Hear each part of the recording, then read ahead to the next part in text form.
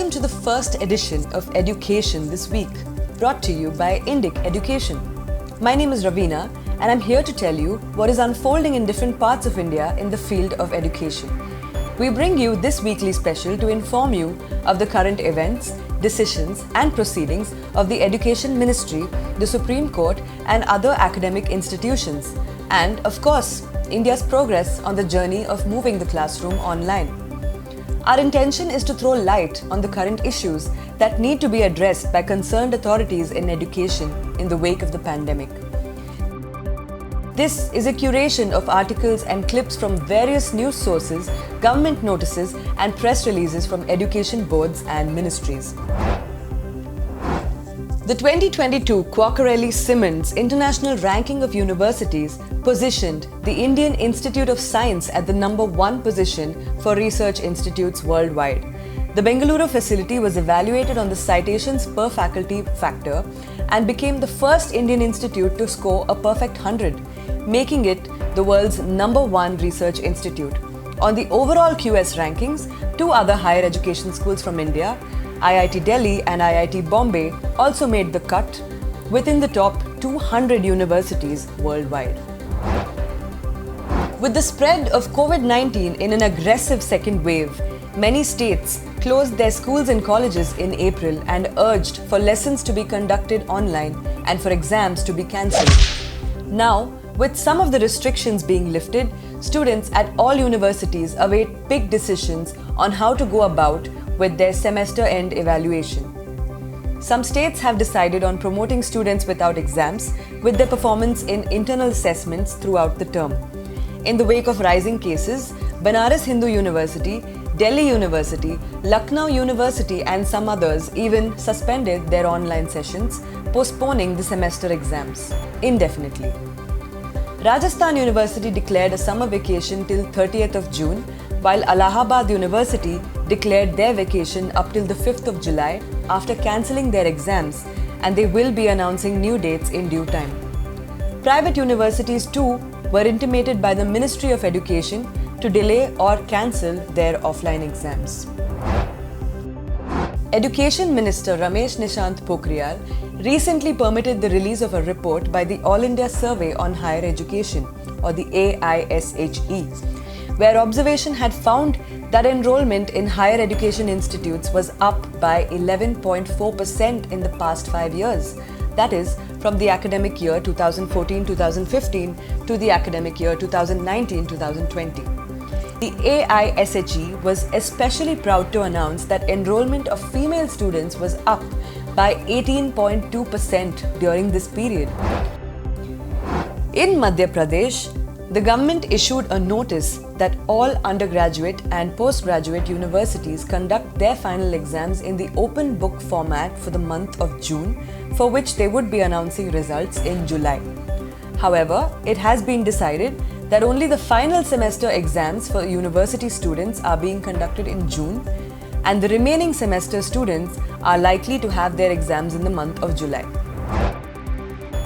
Last month, the states of Punjab and Bihar decided to continue school lessons using television as the medium on Doordarshan in their respective languages. Pinarayi Vijayan recently announced his interest in ensuring that the digital divide does not cause an inconvenience in imparting online education to those who are underprivileged. In his address, he said that some students have digital devices and some of them do not. However, the ones who don't have access must be provided with it to ensure that they don't miss out on their essential schooling. He also promised that the Kerala state government would identify the remote areas where connectivity is not equipped and rectify this issue as soon as possible. IIT Roorkee tied up recently with edtech company Great Learning to provide technical certification courses for students in Python, cloud computing, data sciences and back-end software development. The courses will consist of online content, live sessions on weekends and a series of projects. In the months of April and May, several states had to take the decision of either cancelling or postponing the final exams for students of classes 10 and 12. After Prime Minister Narendra Modi recently addressed the concerns of educational councils with official cancellation of CBSE Class 12 exams, a committee of 12 members has been appointed the responsibility to create a report on evaluation for the same. In the most unfortunate circumstances of children having lost both the parents to coronavirus disease and being left in the care of their relatives, multiple state governments recently declared that they would be providing a monthly pension to such children for their basic expenses, while also funding their education up to the age of 18 years and providing a medical insurance cover.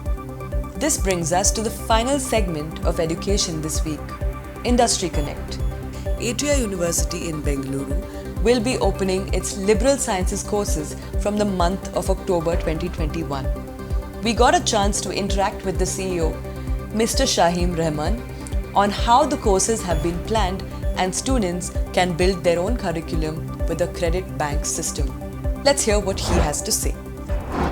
Anything that the student learns, we look at it as problem-solving approach, right? So every project, every course is a problem that they're going to solve. It's a industry project that they will actually do over a period of 3 weeks. That's the format. And in that product solutioning/project, we make the student understand how humanities, science, arts, social responsibility, and technology come together to solve the problem. What we have is, consider it like a matrix. There are 4 types of degrees: BTech, Bachelor of Design, BSc, and then BBA. These are the 4 degrees we offer. Okay? There are 5 majors that we offer. The majors are digital transformation, which is related to business process transformation, industrial automation. Next thing is energy sciences, where students learn about how to generate energy using renewable sources, that is light, air, and water, how to store those energy, how to distribute that energy. Then there is life sciences, which is about biotech, right? Gene alterations, all of those kind of things, good stuff.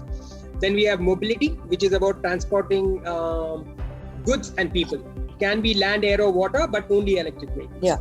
And lastly, we have interactive tech, which is about human-computer interaction, right?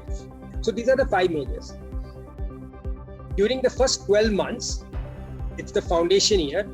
Students coming from diverse backgrounds, such as commerce, arts, sciences, biology, in 11th and 12th, they're all put through the same set of foundation courses. Okay. Where we will teach enough about finance, enough about ethics, enough about humanities, enough about applied physics, chemistry, maths, right? So we teach them all of them to all students, irrespective of which stream they have taken in 11th and 12th. And then we tell them, hey, over the next 9 months, here are the various projects across different degree types and different major. Go pick 8 of them. Either you can pick it from the same major and degree or from different. Do those 3-week projects, and by month 21, tell us what degree and major you want to pursue. Okay. So only by month 21, a student has decided what major and what degree they're doing. That's the flexibility in the learning path. Is it followed in a semester format, or is it a whole year? It's a whole year. In fact, I want to break away from the traditional approach of semester and year. We are doing 3-week sprints, right? Okay. Each sprint is actually, in the traditional world, is a subject, and we are giving a credit, right? So with the new NEP, with NEP in motion, students are accumulating credits every 3 weeks, right? Okay. That's the beauty.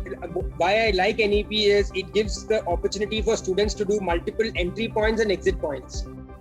And in the traditional model, the credits are awarded only at the end of the semester. But the model that we have, you're accumulating credits every 3 weeks. Throughout the year. Yeah. Okay, that's very interesting. It's a nice system. Gaurav also had a couple of questions. Gaurav, are you here? Yes. I just wanted to get a comment on about the NEP draft, as in the way it is supposed to be implemented. Can you tell us a bit about it, about the draft which the government has made, the NEP draft? So, Gaurav, I'm super excited about NEP, right? I think it, for the longest time, I think what has happened is the institutions under UGC, right, were created with right intent, but because of the scale and I would say the wide network within India, from cities to rural areas, right? Different states having different backgrounds of areas they want to pursue, tech areas or solutions they want to. Because of all of those reasons, the freedom to actually create new programs was getting more and more restricted, right? UGC as such has guidelines, provides a lot of freedom to universities to figure out new age curriculum model. But because we were always trying to figure out this common medium that applies to all strata of the society and to all parts of India, we were limited in our ability to push the envelope. What NEP does is actually gives everybody the confidence to push the envelope, to try out new education models. I love the fact that as a state private university, we have the opportunity to create our own curriculum. It also fosters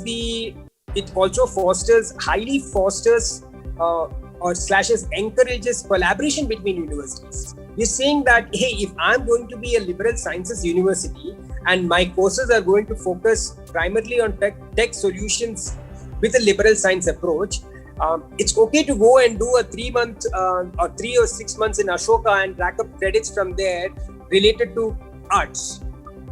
It's okay to go to a Flame and do something related to design for a period of 3 months.